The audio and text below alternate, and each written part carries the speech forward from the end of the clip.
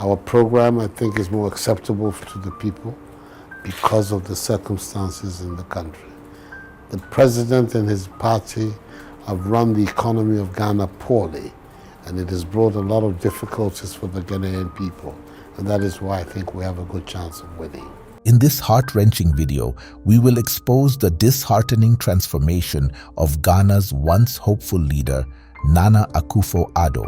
State coffers are not spoiled for the party that wins an election, but resources for the country's social and economic development. I shall protect the public purse. Witness how a man who once stood shoulder to shoulder with the people in 1995, protesting against the introduction of the value-added tax, has evolved into a tyrant in the year 2023. That's right. The policies that the government has been implementing are policies that do not find favor with the general mass of our people. Our story takes us back to 1995, a time when the late President Jerry John Rawlings' government introduced the value-added tax in Ghana. Nana Addo, like a beacon of hope, led the Kume Preko anti-government demonstration. Over 100,000 Ghanaian youth rallied beside him, fueled by the promise of a brighter future.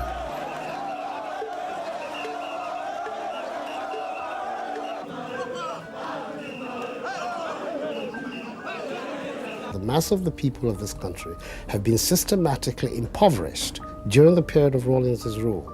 It is not a point of view that has found very much favor in the parts of the world from where you come from, who have been pouring out an endless stream of how so many things wonderful were going on in Ghana. Now fast forward to 2023, after 7 long years as the President of Ghana.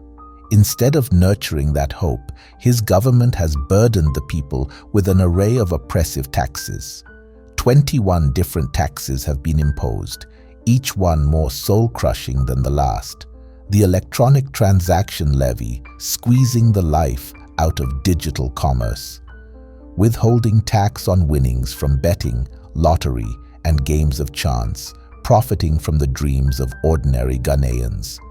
Foreign exchange loss, a cruel reminder of financial instability, and the heartless growth and sustainability levies A and B, among others.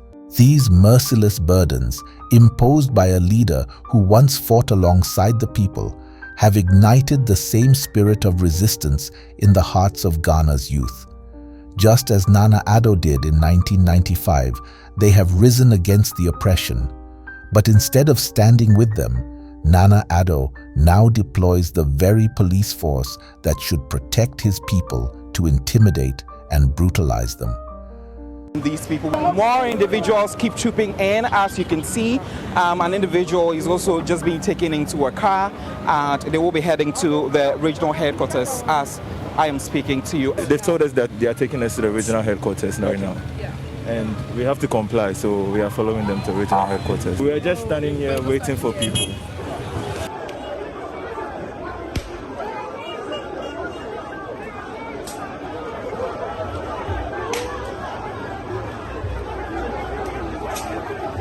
In a disheartening turn of events, certain members of his administration have resorted to reprehensible tactics, attempting to subdue the voices of activist leaders through insidious bribes in a desperate bid to quell the rising tide of protests. They went as far as offering us $1 million. They offered us a committee, to set up a committee and appoint us to government positions in order to stop this activism. This was made directly to me and other leaders of Fix the Country. This will be refused. Now, this conversation was had at the time with the National Minister of National Security, the Minister of Finance, and a Brigadier General of the Ghana Armed Forces at a safe house at cantonment. These are information that are verifiable. We recorded that conversation. If people recall, do you say those are the people who are making the offer? The people who made the offer on that day. If people will recall, when I came out of jail, I had made an announcement that I was going to disclose the details of the secret meeting that had taken place and some of the things that were said to us. And later I had received several calls from people in this country and refused to disclose those. This information is not something I'm lying about. I can release to you information and calls that the Minister of National Security himself called me while I was in the UK, inviting me to come down to Ghana and at public expense. And I rejected it and paid for my own ticket and flew down to Ghana. And so for me, I know and I've always known that, and there's nothing that I'm saying here that will surprise anybody or shock anybody, that we know that they have taken every kind of attempt through monetary compulsions, through violence in order to stop what we are doing. But we'll continue to build. And we are demanding that if citizens really cherish this democracy and are interested in the future of this country, then they'll show up and stare down power. The policies that the government has been implementing are policies that do not find favor with the general mass of our people, and that the mass of the people of this country have been systematically impoverished during the period of Rawlings's rule. It is not a point of view that has found very much favor in the parts of the world from where you come from, who have been pouring out an endless stream of how so many things wonderful were going on in Ghana. So that was a taste of Nana Akufo-Addo demonstrating. He's wearing a black cloth with red band. You saw all his contemporaries, some senior to him. This government's posture to demonstrations, I'll tell you. You remember when the law students wanted to demonstrate? Right here in front of the Canadian embassy, they were sprayed with hot water because they were going to the Jubilee House to go and drop their petition. That's all. Law students in their suit and tie. They were sprayed with hot water. I was there. I covered it. I saw it.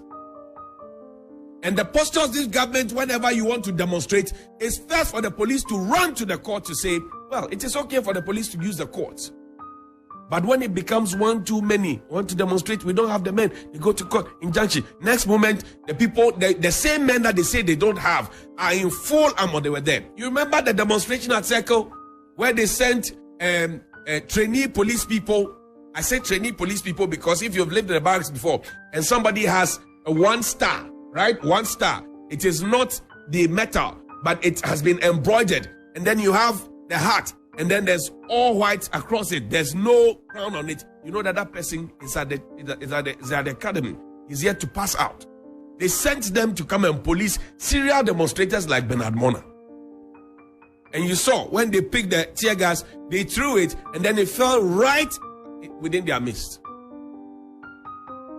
I can give you a plethora of demonstrations that people had wanted. Fix the country. They wanted to demonstrate. What happened? It took forever. In fact, there was a huge resistance. Fix yourself. We are fixing it. Regrettably, Nana Akufo-Addo finds himself at a crossroads as Ghana's youthful population has reached a breaking point, fed up with what they perceive as his oppressive rule. The nation has witnessed a series of protests, each one more impassioned than the last. With mounting discontent, it is becoming increasingly evident that Ghana stands on the precipice of a crisis that could shatter the very foundations of his leadership, an ominous specter haunting him, the looming threat of a coup should he fail to heed the urgent pleas and demands of the Ghanaian youth. We will resist this oppressor's rule. We will uphold that the Constitution and our national anthem uphold us as citizens. Enough is enough. Enough is enough. The political elites of this country know what we deserve as a people. When it is time for them to come to us for power, you hear the words they say. We are going to build for you good hospitals. We are going to build good schools. We are going to build an opportunity for you young investors to get into businesses. And when they get the opportunity, what do? Nothing. They enslave us and make sure they better their own futures for the children of their children. Their yet unborn generation is what they prepare the future for. What of Ghana? Look at how we've made this country. Look at Ghana now. Look at Ghana now. As bad as it looks, we can make it better. We can fix it. And until we all come together as youth of this country, until African youth come together as one and resist this oppression that our leadership is giving us, it will never happen. And Nkrumah said this, that our independence is meaningless until the total liberation of Africa. I relate this to the current situation we find ourselves as youth. Until we come together, put away our political affiliations and rise up together and say enough is enough. I am MPP, I am MDC, I am a youth, I deserve better. Nothing is going to change. Enough is enough. That's our brothers from Niger. We are in this together. We are in this together. One Africa, no matter where you stand, no matter where you're coming from, we are one people. We are one people. We are one people. We deserve better. We deserve better. We deserve better. Africa needs better because we deserve it. Enough is enough.